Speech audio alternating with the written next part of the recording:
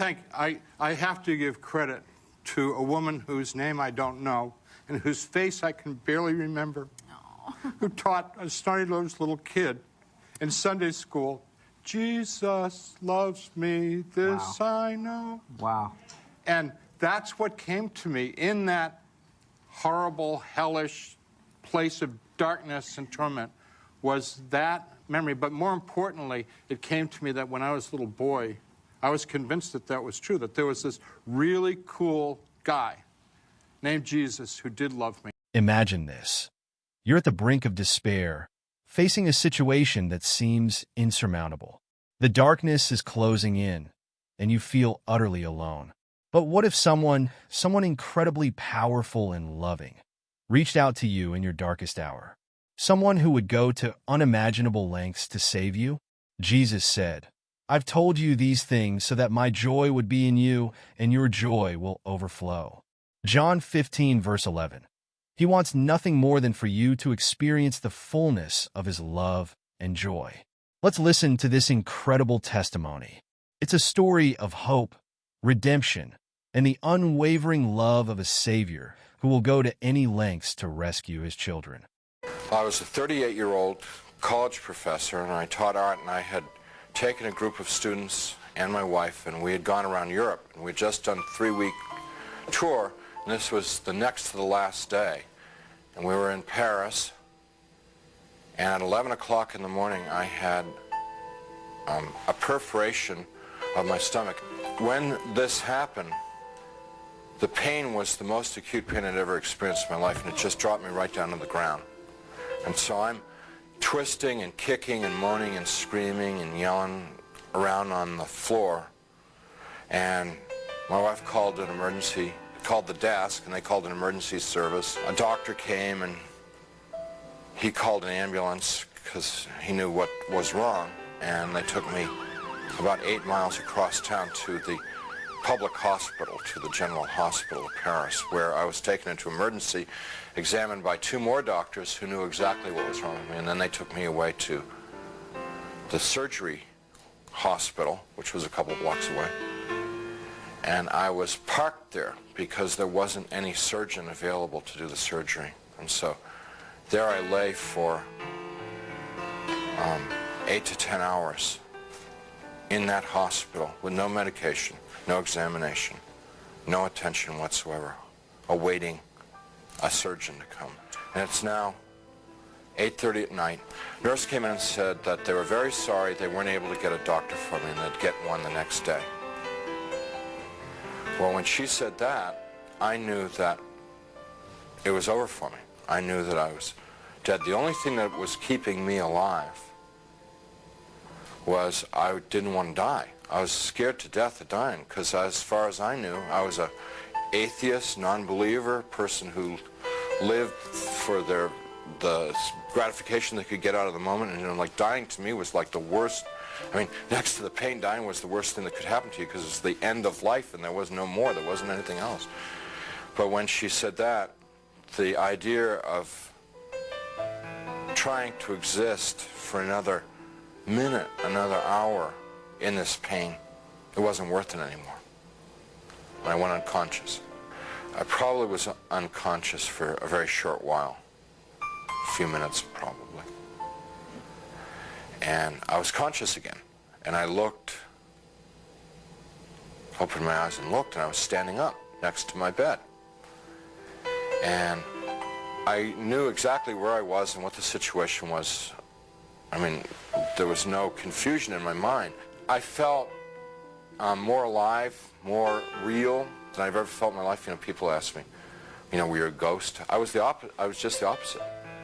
Very alive.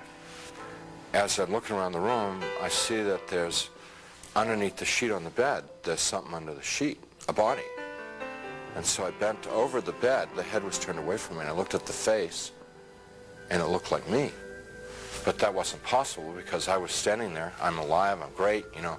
I mean, I'm more than great, I'm like, you know. And so I tried to talk to my wife.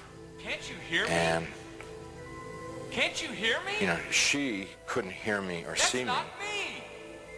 I hear people calling me outside the room, and they're saying to me in soft, gentle voices. Howard, you got to come with us now. Come quickly. Come out here. So I go over to the doorway of the room, and there's people out in the hallway, and they're, the hallway's dank. It's gray. It's not light or dark. It's just gray, and they're all in grayness, and they're men and women, and what they're wearing might possibly be hospital uniforms. And as we walked, they stayed around me and kept moving me on, and it kept getting darker and darker. They were becoming more and more openly hostile to me. First they were sort of syrupy sweet to get me to go with them, and then when I was going along with them, it was like, hurry up, keep moving, you know, shut up, stop asking questions, you know, they started getting more ugly. And so we get into complete darkness, and I'm absolutely terrified. Because these people are very hostile, I don't know where I am. I said, I'm not going to go with you any further. They said, you're almost there. And we started to fight. I was trying to get away from them. They were pushing and pulling at me. And there are now a lot of them. It's real hard for me to talk about, and I'm not going to tell you much about it, just a little bit. Because it just gets too ugly. But initially they were like tearing and biting.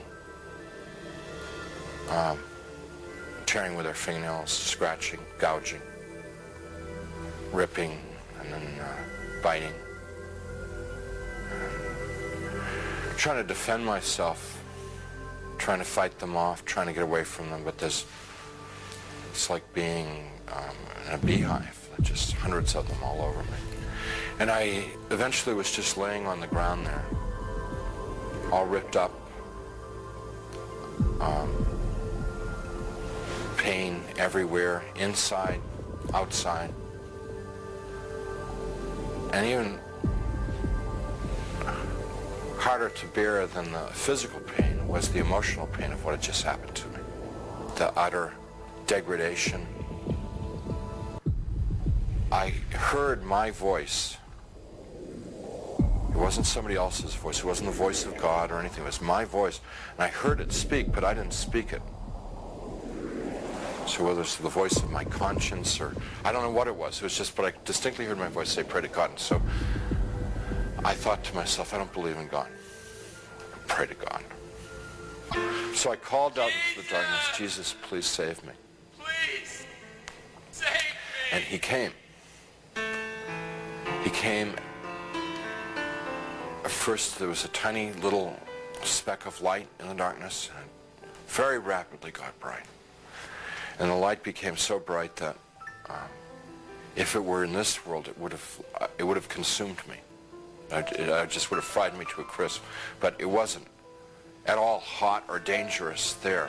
The light just came upon me, and he reached down. He was in this light, and he reached down out of this light and gently started to pick me up. And in his light, I could see that I was gore and filth and wounds all over. And I looked like roadkill. And he's gently putting his hands underneath me and very tenderly picking me up. And as he's touching me, everything just goes away. All the wounds, all the pain, all the dirt, it just kind of like evaporated away. And I'm like whole and healed. And inside,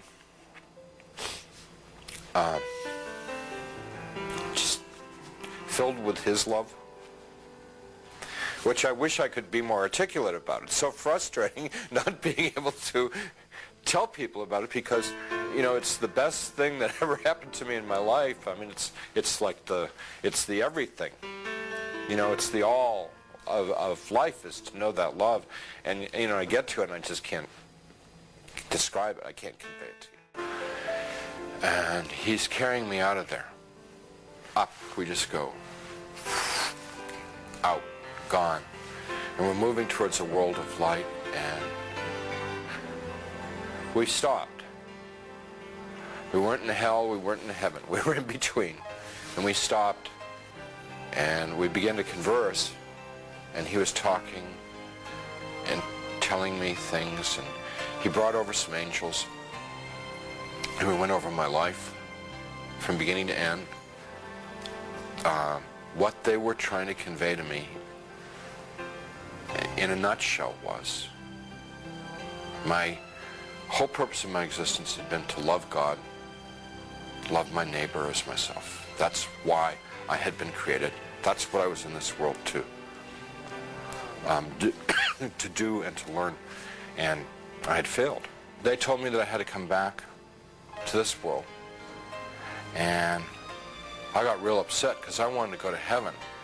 What they told me about heaven, it's like the most fun, most interesting. I mean, it's the most wonderful place. I mean, everybody would want to go to heaven, and I wanted to get there. And they said that I wasn't ready, I wasn't fit, that it wasn't my time to go to heaven. I told them, Jesus and the angels, that I couldn't live in this world without them.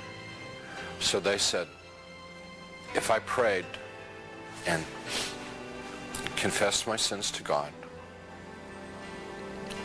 and gave what I had,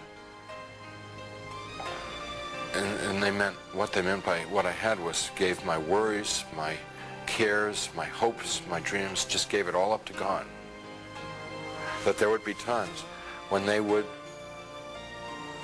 be there, I would feel the love like I'd felt it then. And I believe that one of the reasons God gave me this experience was so that I would have an opportunity to share it with someone. I don't know who, I never know who, but I would have the opportunity to share it with somebody so that it could be of help to them.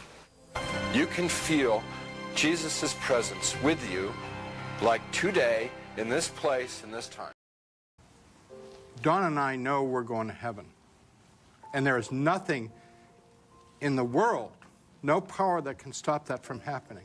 Not because Dawn and I are good people. We're not good people. Matter of fact, Dawn and I are here to tell you that we are sinners. And that all people, and us especially, deserve to go to hell. But we have put our hope, our faith, and trust in a man who was sent by God 2,000 years ago, who said, I will come and take you to where I am. I have prepared a place for you. Wow. He said that, and it's written down in a book, the book of John.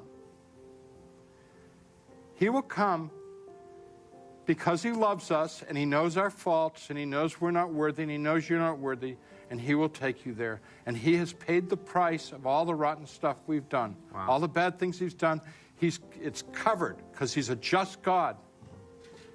And he wants us to be with him because he loves us. We're his children. He made you. He made your mind. He made your hair. He made your face. He made your life. And he just wants you to trust him, and he will take care of you for all of eternity.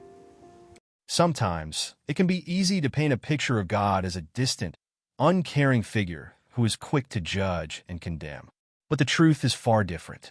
Jesus, the Son of God, came to this earth not to condemn us, but to save us. John 3, verse 17.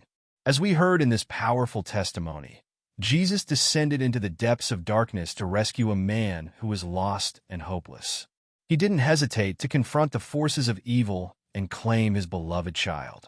So, don't let anyone tell you that God is too far away or too busy to care about you. He loves you deeply, and he will do whatever it takes to bring you home.